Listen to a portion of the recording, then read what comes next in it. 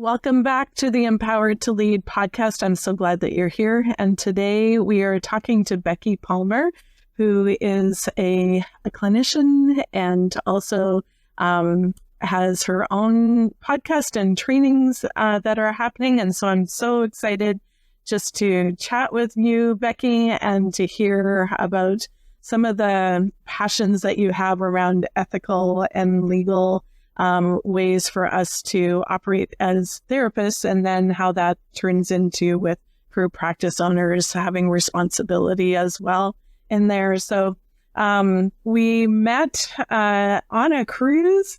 I have never been able to say that before. Yeah.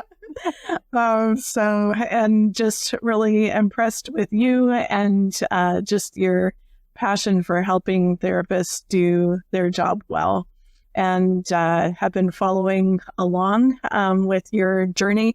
And it is Friday after jet lag, and I'm forgetting the name. And this is why we practice. This is why we practice. Yeah. So looking forward to hearing more about that here. So tell us a little bit about yourself, your journey as a therapist to where you are now, and a little bit about the adventure that you're on with This Is Why We Practice. Awesome. Yeah. Thanks, Lisa. Yeah. We met on a cruise in Alaska. We were very seasick, very excited to see the mountain eagles, and it was really neat. Yeah. Really cool place to meet. We met in the meeting room, and we're like, people are tossing their cookies and yeah. And then we see the mountains come into view, and we're like, oh my gosh, that's so Yeah, that was neat. And we were talking about sustainability in practice and leadership, and that cruise, the theme was self-care, leadership, and sustainability. So I've been a therapist. I'm in my 5th year as a therapist. Before I was a therapist, I was a pharmacist for 10 years. And 7 of those years I was in the Canadian Forces as a military. Okay. So leadership and ethics and the principles of leadership, ethics, all of that is super, super interesting to me, important to me.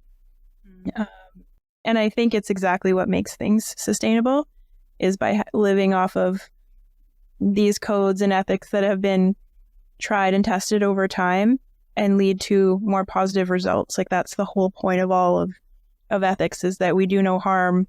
Yeah. And we put the client at the center, but we're also protecting ourselves and our practice and our profession at the same time. So super, super important. And leadership is important too, because that makes things sustainable we're all headed in the same direction, right? Mm-hmm. Leadership is such an important piece because there's that saying that the fish stinks at the head, right? So if leadership isn't good, then the whole thing starts to stink and the whole thing starts to break down. So that's why it's really important to me, coming up through the ranks or through as a pharmacy student, or it's been a lot better as a therapist because everybody's a little more emotionally mature and aware. But like in pharmacy, for example, it was like there wasn't always the best leadership. There wasn't always the best, you had leaders or you had supervisors that threw their subordinates under the bus, or you had just really poor managers, poor leaders, and working underneath that, and how damaging that can be to the spirit and then also to the whole vision and mission of the organization. So leadership is super, super important to me. Yes. So that's a little bit about my background. Okay. And then I became the clinical director this last year. And so I help with maintaining that culture of ethics within our clinic, which I think we keep growing and growing. So we've got quite a few practitioners now, and that means lots more need for support and networking and making sure everybody's feeling like they're still part of the team as we grow. So you are working at OK Clinical in BC, and you are now the clinical director. Mm-hmm. And is that for all of the locations, or is that just for the office that you work out of? Yeah, it's for all of the locations. Okay. Yeah. What would you say, how would you describe yourself as a leader because you're leading a number of therapists there in that role? Yeah.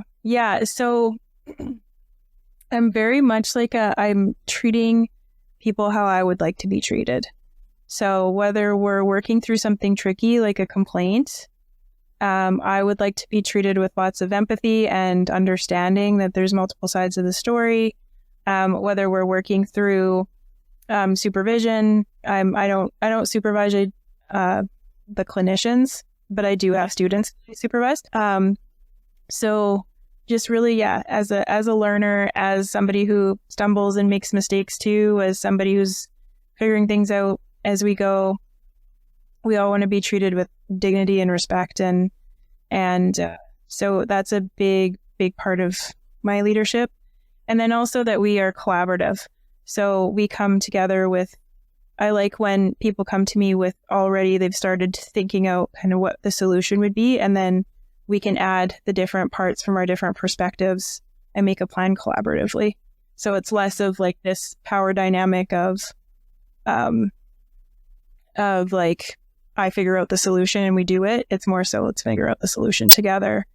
And I really like that about counseling because there's so many different pieces of the puzzle that need to fit together. And there's not always a clear answer. So sometimes we are throwing spaghetti at a wall. Yes. And see how it sticks and trying to figure things out the best we can, especially when it comes to making an ethical decision where we get as much information as we can and we the risks and the benefits, and we think about the principles, the ethical principles like in CCPA, and then we go for it. Yeah. And we deal with the consequences, right? So, yeah. So tell me the route that your counseling career has taken, because you were in pharmacy, then became a counselor, you've been at OK Clinical, and now you're doing This Is Why We Practice. How did all of that fall into place for you? Yeah. So to start way back in pharmacy, I didn't like pharmacy that much. I didn't love the pharmaceutical part, but I loved the healthcare aspect, and I loved like figuring out, like I loved understanding medicine, and I loved counseling people. And that's a big part of pharmacy is you're counseling on drug adherence and so, and I loved talking to people and helping them figure out things to improve their health. Okay.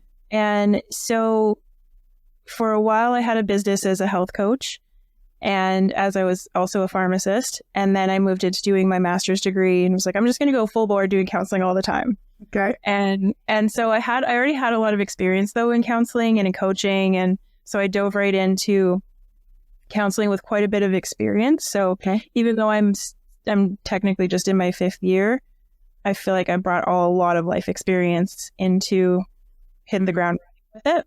Yeah. So I definitely approached our group practice owner, Nicole. I approached her pretty early on being like, hey, I got some ideas I'd like to do and how I'd like to contribute more on like a leadership side. And she's amazing. So she was like, yeah, cool. And so we formed that relationship and that trust. And then when she needed to step away, I was able to step up pretty organically. So that brought me into the clinical, more of the clinical leadership role.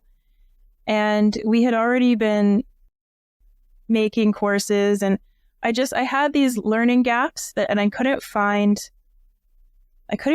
the answers in one place the way I needed them to be. And then I also was in this position where I needed to not only figure out the answers, these ethical questions or these subjects, like for example, in high conflict families, like I was learning a lot, then I also had to be able to translate it and teach it. Yeah. Right. And so I was like, and I have a skill set where I like social media and I like editing and I like course development. I have a teacher side to me for sure. Okay. So I reached out to Betti White, who's a family lawyer in the Okanagan, and I found her on TikTok. She's like TikTok famous. Okay. And I reached out to her just being like, hey, I'm developing this ethics course. Could you just review it for me? I'll pay you your hourly rate. And she was like, let's meet. So we met, and I think that first meeting we went into some kind of vortex of connection and passion project, right? Like, she's a very passionate lawyer, very ethical lawyer. And we just were like, let's do more. Like, let's do more together. So just came like right off. It just clicked. Yeah. And so we started developing courses, and that's kind of how that was born. Okay. So it started out as kind of a solo project, and it turned into something else unbeknownst to me, but in the best way. And so now, yeah, we're creating our third course now, a documentation course. We're getting to the end of creating that. That should be released hopefully by end of October. And we started out with a dual relationships course, ethics of overlap, and we also have a duty to report harm course. And I've got a whole bunch of ideas of other ones that I've needed, and I need me become a better teacher. And then as a byproduct, we've created these continuing education courses that are applicable to me anyway. So I'm hoping if they're applicable to me and they're applicable to my students and the people that I know, that they're also applicable across the board to BC and Canada. What makes you choose the next topic or the next course? Well, it's the first one I chose, I think, because I really wanted a topic that we could use one of the frameworks to work through ethical dilemmas. Okay. The second one was because it's a heavy topic and an intense topic that I wanted to really massage out kind of some details around the laws around the report and get clear on that. The third one is because this is such a common question of documentation. Like, how do you do documentation properly? And this is a little bit more specific to private practice. Okay. But in private practice, like, what do you do when your clients have an ROR or your lawyers are asking for your documentation, and they're going to be, your chart notes are going to be read by somebody outside of you, right?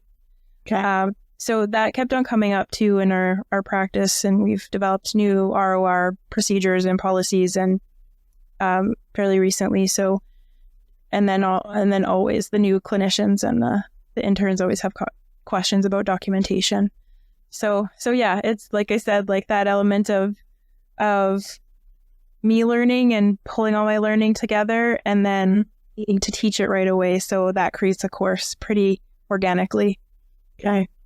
Yeah. So tell me a little bit about each course. That's one of the questions I had. She's a BC lawyer. So does the information that you guys are sharing, does it apply across Canada, or is it BC specific? Yeah, so we're pretty upfront that we are BC clinicians, both of us. So our primary focus is BC. There are a lot of things that apply across the board when it comes to ethics. When it comes to law, it's way more provincial. But there are also statutes and laws that you can look up across the board that are similar. It's just that, yeah, we kind of have to stick to our own domains. But there is so much crossover. So I believe I have a table in the duty to report harm course that lays out the different laws in different provinces. We can't get each of the one of them, so we chose BC to kind of really dig into, but it at least gives you a starting place of what laws to look up in your province and how that kind of goes across the board. Why was it important for you to collaborate with a lawyer rather than just kind of do your own research and present your own material? I get asked that question quite a bit.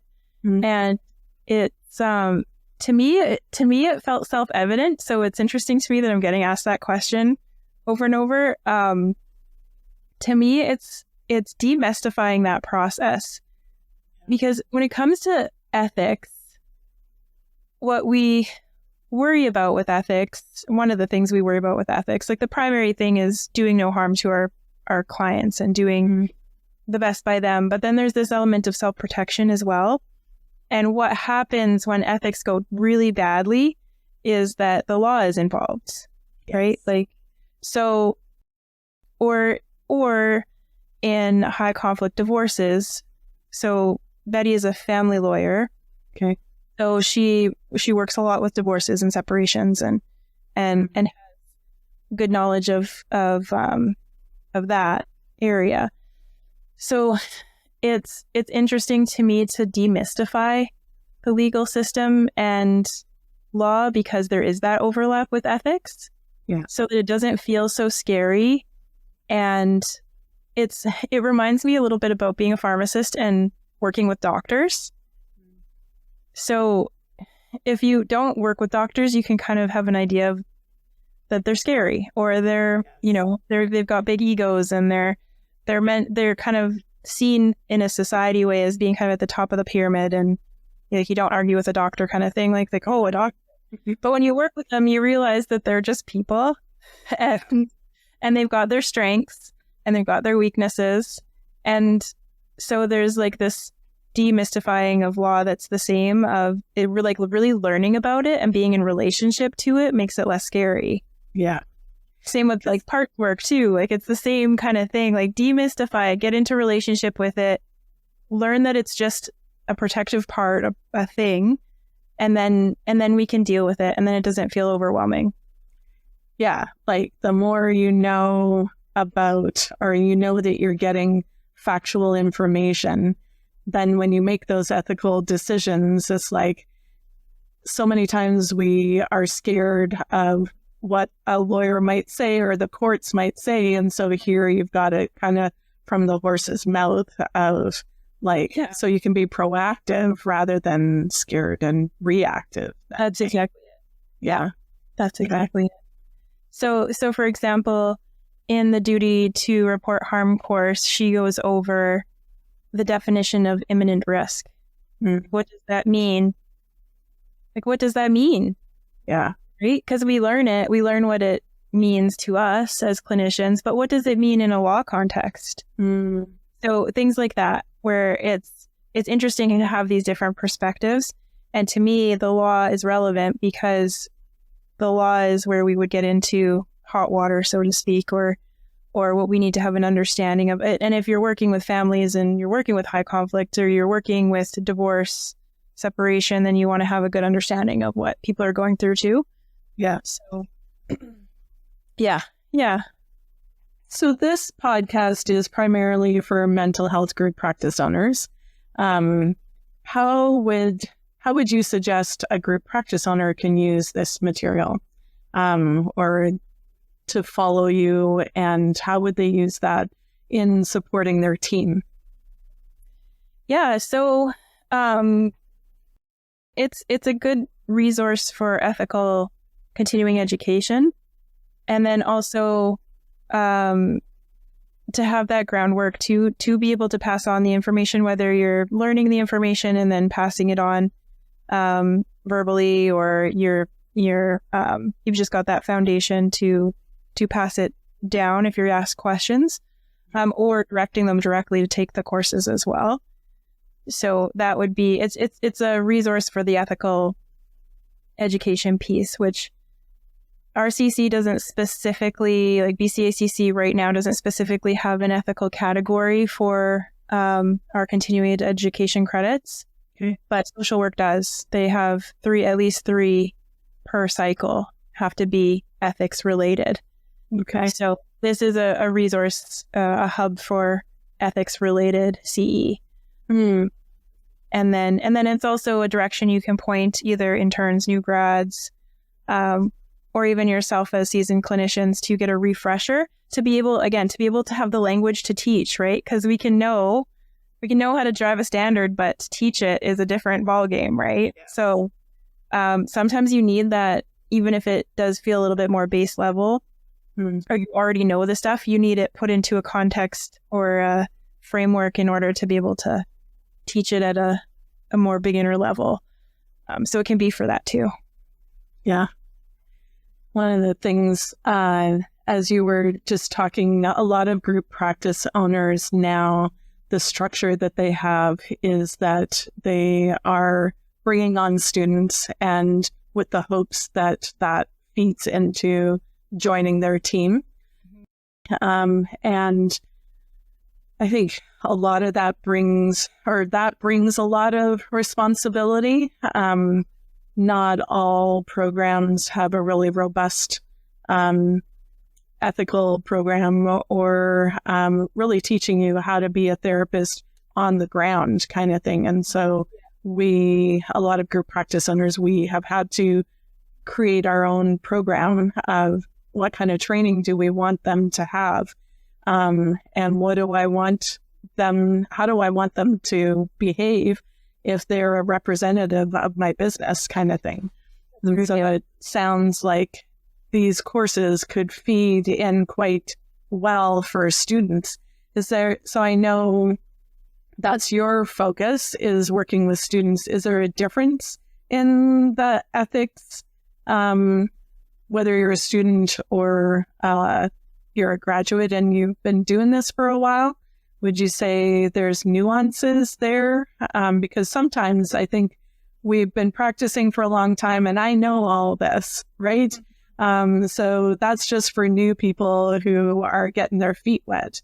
How would you say this applies both for new people and for established therapists?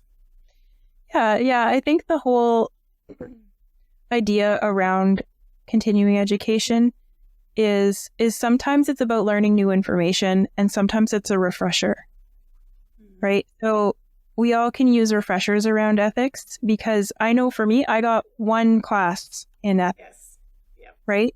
And so we can go back over the textbook, we can read through it, we can thumb through it, we can find courses, but we're always going to need refreshers. So for the more seasoned clinicians, it would be that. And then, like I said, giving you the language to be able to teach or pass it on to your interns or to your new grads. And then for the new grads and the interns, it may be new, completely new. It might not be a refresher. It might be, oh, okay. And because I don't know if you've ever read a book twice, where you've read it once, something out of it, and then you read it again, right? That's kind of, you're coming from a different framework. Like if I were to take pharmacy school again, I'd be so great in it because I know so much now because I practiced, right? And it would actually be fun.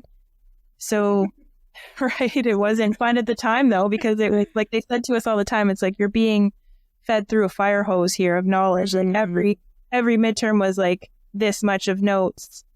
And so that's how overwhelming it feels when you're starting. So you absorb little bits of it, but then to have something to come back to that does have a little bit of novelty to it and freshness, or is directed towards your particular province or to Canada, because there's a lot of resources too that are great across the board, but they're not specific to BC or they're not specific to Canada, right? So that can be a piece of it that's missing as well. And that was what was missing for me, is like, I want to know for BC. I want to know and for the CCPA folks too, like across the board, but which is more so what we're taught in what I was taught, I guess, through Yorkville. But I had to learn all of the BC ACC and the BC stuff on my own. So yeah. I remember being in my ethics class, and we had to do a project on ethics, and a couple of people chose to do something on self-care. And I was like, why are you doing that? That's not ethics. And then now, as an established therapist, I'm like, oh, yes, that is, right? And so even as you're saying that, like, as you go through it, it's not actually until shit hits the fan that you're like, oh, okay, I heard this in that class, but I didn't really pay as much attention. How do I handle this? And so having those resources, because even when you look at the BCACC guidelines, sometimes it feels pretty vague. And so this, like, okay, the resources that you're sharing, a lawyer says this is what you need to know in context of the guidelines that we have. And it just gives more actionable, realistic steps when you're in the middle of it, rather than trying to remember 10 years ago what you were taught in your ethics class. Yeah, exactly. Yeah, and because you have that context now of some practice and some experience, think in a different way. It's easier to learn. It's more exciting to learn. It has more applicability, right? And like Betti always says, like, it's not legal advice, it's information. And that's really key here too, is that it's the same on my side as well. It's not clinical supervision. Because that you need that for like the actual, to break it down into your scenario, but it at least gives you a place to start with the information, right? And so that can be preventative, that can be protective, both for your clients and for your own yourself, and for the profession as a whole, because that's ultimately what those three things we're wanting to preserve. So, yeah. What's your vision for This Is Why We Practice? What are you hoping it will turn into or grow into? Yeah, I would like it to be a learning hub and a place that I have an opportunity to teach and pass along this information that we've collected and packaged, and for it to grow into an alternative to learn, like CEs, to collect CEs that is very real life, very interesting, and brings in an element that's a bit unique with the legal side of things. But at the end of the day is like, okay, I can use this on Monday kind of thing. Right. And this actually gets me. This actually understands me as a BC practitioner. Mm-hmm. Right. So that being able to provide that resource, and then being able to continue to teach and continue to learn what the profession needs as it grows and evolves, like towards regulation and towards the direction that we're going there, to be able to continue to be a leader in that, continue to be an educator, continue to be a supervisor, a director, and to be involved in that. And yeah. Awesome. Well, I have been following on social media, so I know you've got Instagram. How do people find you? How do they get all of this information? Yeah, so the main place to start right now would be on Instagram, if you have Instagram. So we are This Is Why We Practice. And I like that name is like, this is why we practice. This is why we practice. This is why we practice, right? Like every emphasis. This is why we practice, right? So it has so much meaning depending on what emphasis you put. Yeah. So Instagram is the main place right now. Our platform is on Thinkific. Okay. So if you go to Instagram, you'll find the link tree. You can also email me at Becky@okclinical.com, and I can send you links to different things. So that's kind of how to get started. You can check out Betti on TikTok on her Betti White page. I just think of Betti White, the actress. So is it? Yeah. It's Betty? It's Betti. Okay. Yeah. Okay. Yeah, and I think she's on TikTok. She's the real Betti White on TikTok. Yeah. And she just shares legal information on there. Okay. Yeah, family law, legal information for British Columbia, and that's her passion. And then we've got This Is Why You Practice, which is continuing education for therapists for now, and it may evolve eventually to also lawyers and their continuing education. Okay. But that's a little down the road too. Awesome. Well, thank you so much for being on here and sharing that information. It's been fun to follow. Well, fun. It's been a good reminder and fun to follow you on Instagram.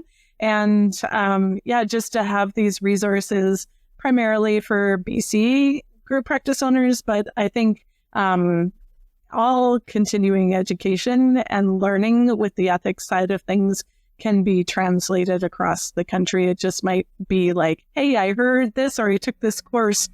I'm going to go ask my lawyer how that fits for our province too. Yeah, you nailed it. Awesome. Well, we will provide a link to your Instagram page, and maybe we'll get your Thinkific link too, and put that in the show notes. And thank you, everybody, for joining us today, and look forward to having you come back to our next show. Thank you so much, Lisa. All right. See ya. Thanks for hanging out with me on Empowered to Lead, the therapist practice.